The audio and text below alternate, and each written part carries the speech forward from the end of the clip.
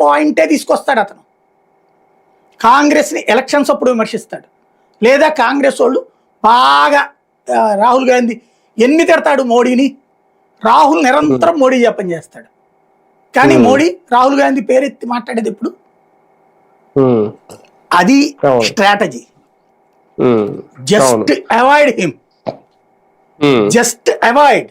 అప్పుడు వీళ్ళెవ్వరూ మాట్లాడలేదు అనుకోండి జగన్ గురించి, జగన్ ఏం చెప్పుకోవాలి నాకు తెలియక అడుగుతా. రోజు వీళ్ళందరూ ప్రెస్ మీట్లలో ఇదిగో మొన్ననే మైక్రోసాఫ్ట్ వాళ్ళతో మాట్లాడాం, ఇవాళ కాగ్నిజెంట్ వాళ్ళతో మాట్లాడాం, ఎస్ఆర్ఎం యూనివర్సిటీ వచ్చింది, రేపు పొద్దున ఆక్స్ఫర్డ్ యూనివర్సిటీ రాబోతుంది, అదిగో అమరావతిలో ఇది వచ్చింది, లేకపోతే బెజవాడలో ఎట్టొచ్చింది, గుంటూరులో ఈ డెవలప్మెంట్ చేసాం, విశాఖపట్నం ఎట్లా చేసాం, ఇవే మాట్లాడుతున్నారు అనుకోండి, జగన్ ఏం చెప్పాలి? మాట్లాడడానికి ఏముంది టాపిక్ అప్పుడు? ఇది ప్రాక్టికల్ గా ఆలోచించాలి.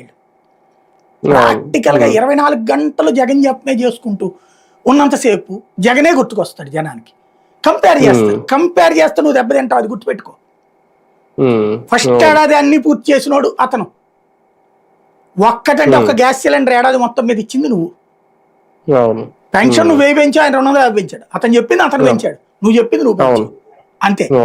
నవరత్నాలు కంప్లీట్ గా ఇచ్చాడు అతను ఏడాదికి, నువ్వు ఇక్కడ ఇవ్వాల సూపర్ 6 ఒక్కటి ఇచ్చి 1000 రోజులు చెప్పుకుంటున్నావు. ఒక ఏడాది లాస్ ఒక రకంగా ఇప్పుడు అన్ని పథకాలు కంప్లీట్ గా. ఇంకోటి ఇవాళ నిన్న 20వ తారీఖుకి మనం ఇది అన్నారు అన్నదాత సుఖీభావ.